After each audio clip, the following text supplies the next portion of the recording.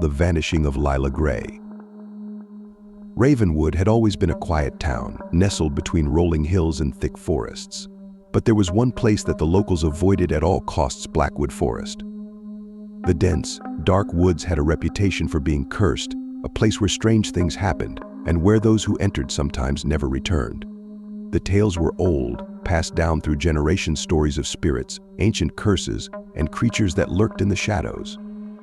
But the most chilling of all was the story of Lila Grey, the little girl who vanished without a trace. Chapter 1: The Disappearance of Lila Grey. It was a crisp autumn afternoon when 8-year-old Lila Grey wandered into Blackwood Forest. She had been playing in the backyard of her family's farmhouse, chasing butterflies and picking flowers, when she noticed something unusual. A small, white rabbit darted out from the edge of the forest, its fur as bright as snow against the dark trees.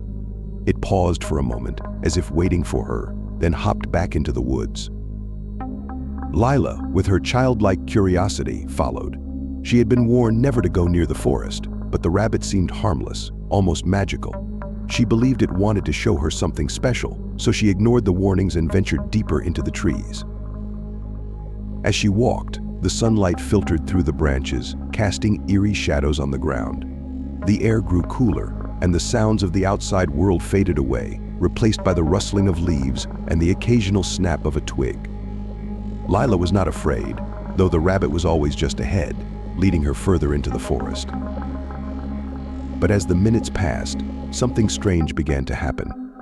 The trees seemed to grow taller, their trunks thicker, and the path she had been following became less distinct.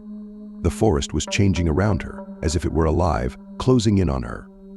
She called out for the rabbit, but it had disappeared, leaving her alone in the growing darkness. Fear began to creep in as she realized she was lost. She turned to retrace her steps, but the path was gone. The forest was no longer a place of wonder; it had become a maze, with no way out. Panic set in, and Lila began to run, her heart pounding in her chest. But the more she ran, the deeper she seemed to go, the trees twisting and warping around her. And then, as suddenly as it had started, everything went silent. The wind stopped, the leaves ceased to rustle, and the forest was still. Lila stood in the center of a small clearing, her breath coming in ragged gasps. She was alone, or so she thought. From the shadows, a figure emerged. It was tall and thin, with long, bony limbs and skin as pale as the moon. Its eyes were dark, empty voids, and its mouth twisted into a sinister grin. Lila tried to scream, but no sound came out. The figure moved closer, reaching out with its spindly fingers. And then, Lila was gone. Chapter 2: The Search. When Lila didn't return home by sunset, her parents, Jane and Robert Grey, grew worried. They called out for her, searching the yard and nearby fields, but there was no sign of their daughter. Panic set in as the hours passed, and they realized she must have gone into the forest. By nightfall, the entire town had been alerted. A search party was quickly organized, made up of neighbors, friends, and local authorities. Armed with flashlights and lanterns, they ventured into Blackwood Forest, calling Lila's name into the darkness. But the forest was vast and unforgiving, and their voices seemed to be swallowed by the trees. Jane Grey was beside herself with worry. She had always been protective of Lila, knowing the dangers that lurked in the woods. But no one could have anticipated this. As the search continued into the night, Jane and Robert clung to each other, praying that their little girl would be found. But as dawn approached, the search party returned with grim faces. There was no sign of Lila, no tracks, no clothing, nothing. It was as if she had vanished into thin air. The only clue they had was a small, white rabbit's foot found at the edge of the forest. But it offered no comfort, only deepened the mystery. Chapter 3: The Legend. As the days turned into weeks, hope began to fade. Lila's disappearance became the talk of the town, and old legends about Blackwood Forest resurfaced. The elders whispered of the forest's dark history, of the spirits that were said to dwell within, and of the ancient curse that had been placed upon the land. The most terrifying legend was that of the Pale Man, a ghostly figure who was said to wander the forest, preying on lost souls. He was described as tall and gaunt, with empty eyes and a twisted smile.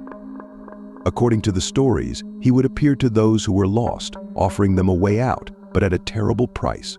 Those who accepted his help were never seen again, their souls claimed by the forest. Jane Grey refused to believe these stories. She clung to the hope that her daughter was still alive, lost but not gone. But deep down, she couldn't shake the feeling that something terrible had happened in those woods. One evening, a stranger arrived in Ravenwood. He was an old man, his face weathered and lined with age, and he carried with him an air of mystery. He introduced himself as Elias Crow, a historian and expert in the occult. He had heard of Lila's disappearance and had come to offer his assistance. Elias was no ordinary man. He had spent his life studying the supernatural, delving into the darkest corners of the world. He had heard of Blackwood Forest and the legends that surrounded it, and he believed that Lila's disappearance was connected to something far more sinister than a simple case of a lost child. Jane and Robert, desperate for answers, welcomed Elias into their home. He listened to their story, nodding thoughtfully as they recounted the events leading up to Lila's disappearance. When they were finished, he sat in silence for a moment before speaking. "There is something ancient and malevolent in that forest," Elias said, his voice low and grave. "I have encountered such entities before.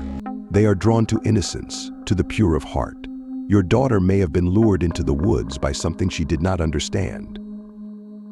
"What can we do?" Jane asked, her voice trembling with fear.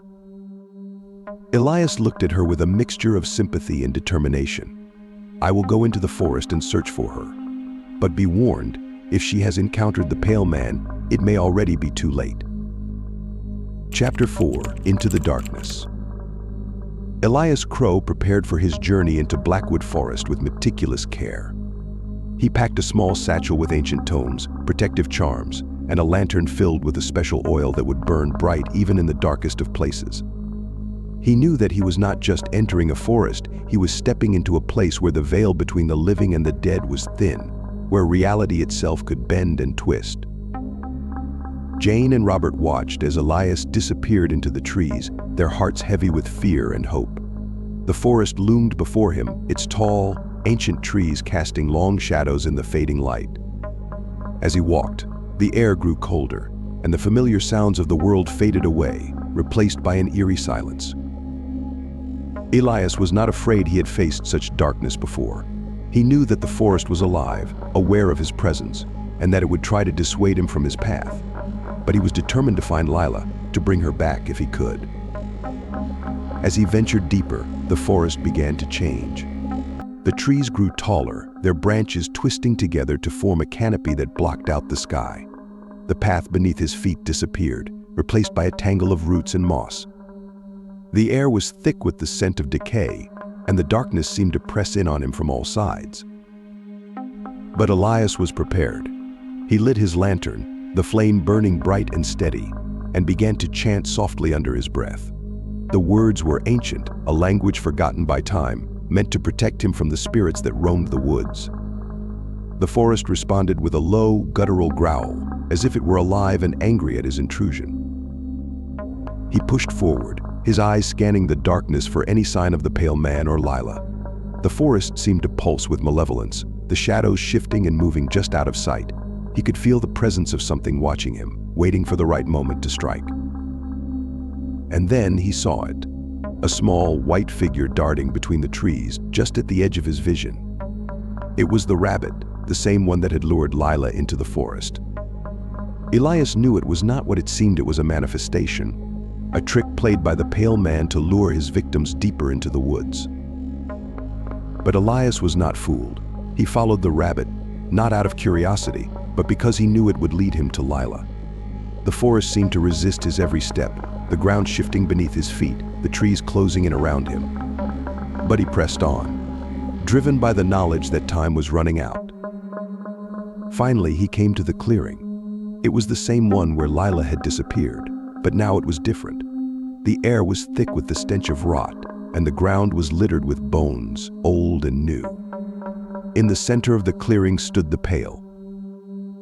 If you enjoyed the chilling story, then make sure to like, subscribe, and stay close, because the next scaring story is just around the corner.